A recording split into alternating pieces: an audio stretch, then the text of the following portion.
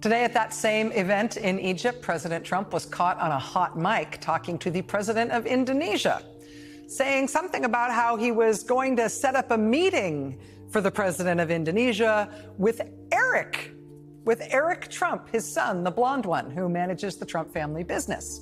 Eric Trump has no job in the U.S. government. There is no reason why an American president should be arranging meetings for one of his family members with the head of state of another country, particularly when he's at an international meeting on official presidential business. Crypto donors or your AI donors, or welcoming in these people that hated you and spent money to try to beat you, but all of a sudden are excited to come out to the new Rose Garden patio. Yes. That shouldn't be the focus. The focus should be the American. I mean, I think that it's going to be tremendously painful. The last shutdown that we had was in 2018. It lasted for 34 days, right? This was during Donald Trump's first term. We are already seeing, and we're 12 days in, we're already seeing lines of our military at food banks trying to get food for their families in their military outfits. And I think about that when I saw the photos and I saw the videos coming out of these long lines. And I think this is Trump's America. This is what he has done.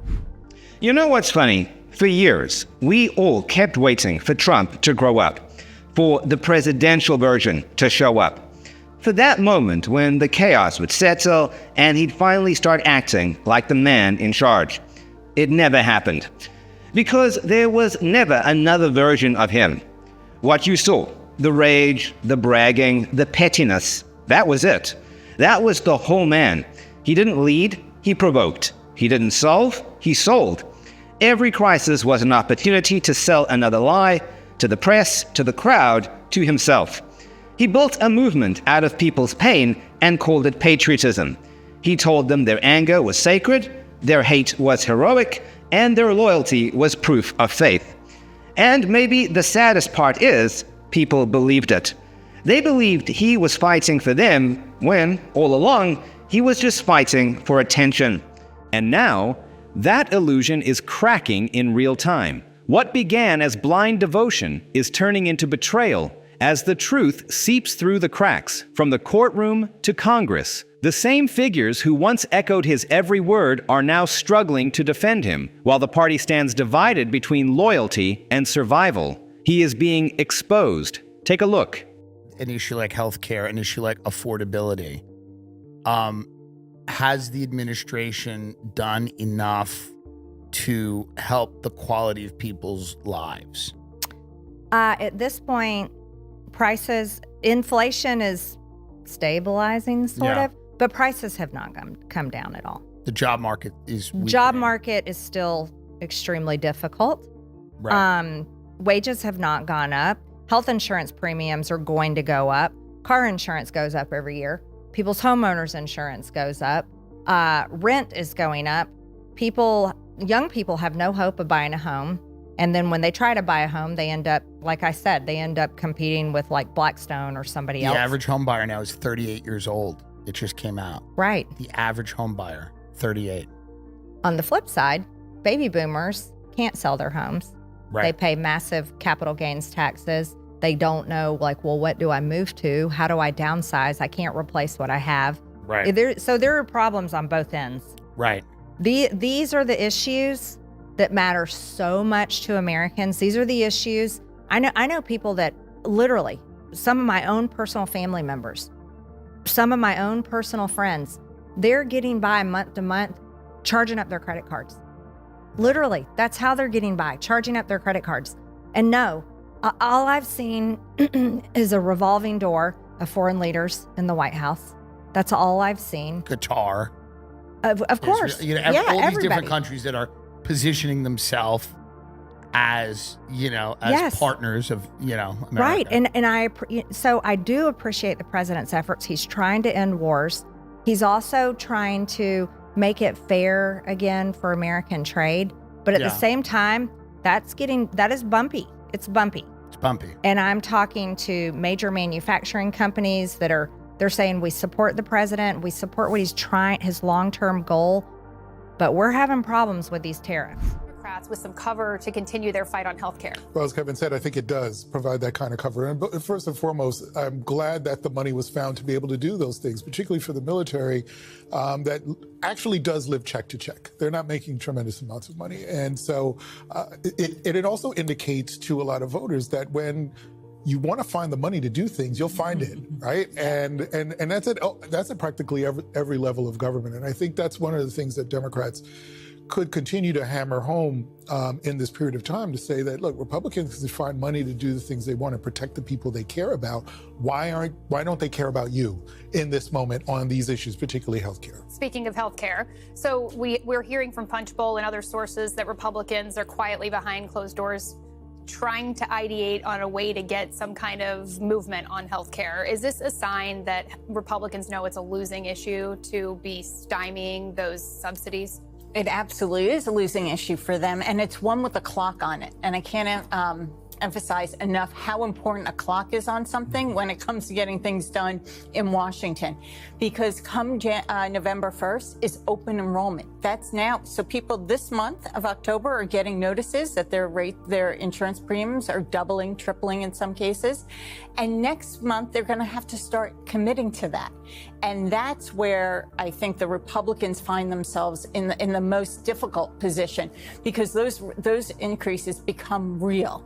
And they know, I think that's why Trump's trying to front load some of the, quote, pain that he talks about, because the longer the Democrats hold on to that November 1st date, I think they will be successful. The Democrats also have one other thing that I think the public will recognize. You can't trust President Trump to follow through on a deal. And what I mean by that is, if they said pass a clean continuing resolution, which is what the Republicans have done, and typically what the Democrats want, pass a clean CR, then we'll get to the issue at hand. You can't trust Trump that he'll actually do the vote then, and then not try and take credit for all of it, even if he does. So it's a smart negotiation tactic for the Democrats. The question is how long can the Republicans hold on? And that's why I think they're paying the troops and the WIC program, because they can't take much more pain on this. When they raided Mar-a-Lago, I talk a lot about that in the book, because I was the guy that got the call from our teams. Obviously, I run the Trump organization. I got a call. The FBI is at the front gates of Mar-a-Lago. They have a search warrant, sir. And I go, why would they have a search warrant? What are they trying to search at Mar-a-Lago? I don't know, but they're demanding that you instantly turn off every security camera. Obviously, Mar-a-Lago is a commercial property, right? They're demanding you turn off your security cameras right now. And then, sure enough, we find out that Jack Smith is planting manila folders on the office of my father, taking these, glamorous photo shoots where he has them all fanned out like a turkey. This was the lawfare. That's Eric Trump laying the foundation to be able to say that his father was the victim of lawfare at the hands of Jack Smith, who was, quote, planting manila envelopes in the office of my father. Now, this might seem like the usual bitching and moaning by a member of the Trump family, but think for a moment about why planting this narrative might be important for them.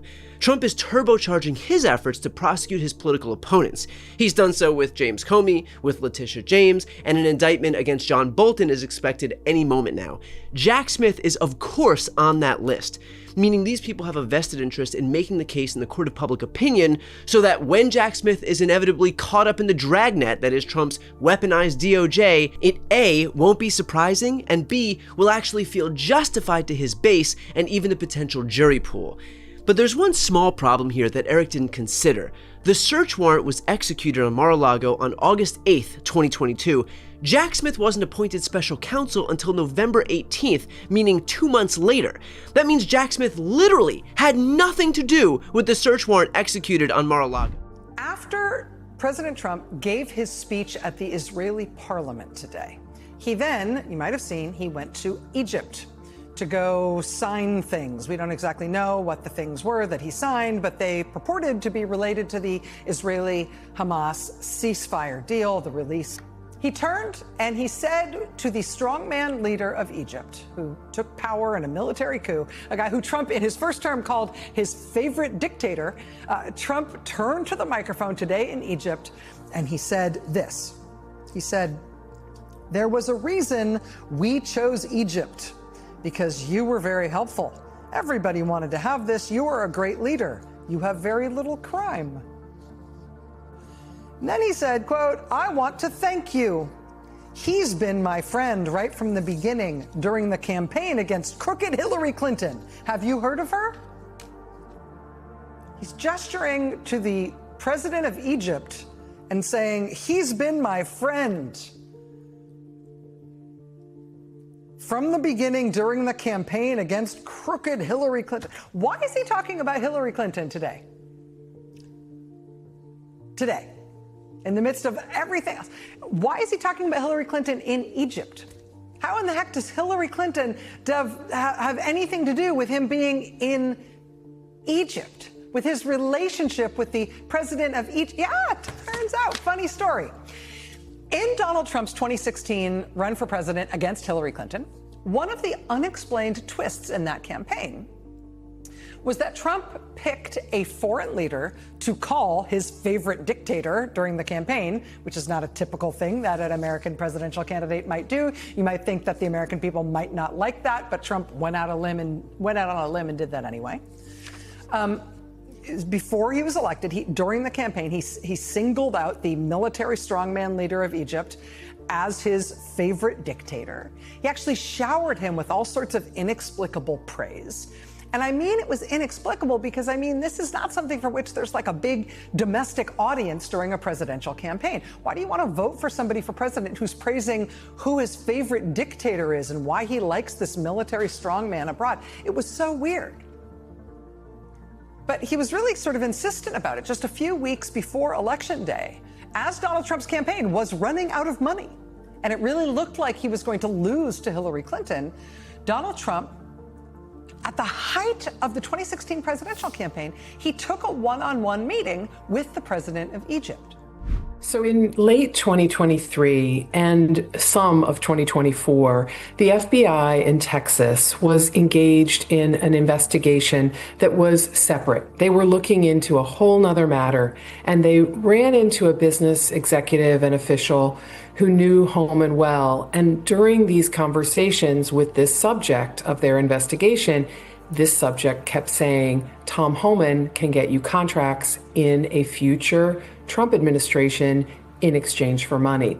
This intermediary for Homan proposed that the undercover agents posing as business executives pay $1 million and that they would land them some great contracts when Trump was elected.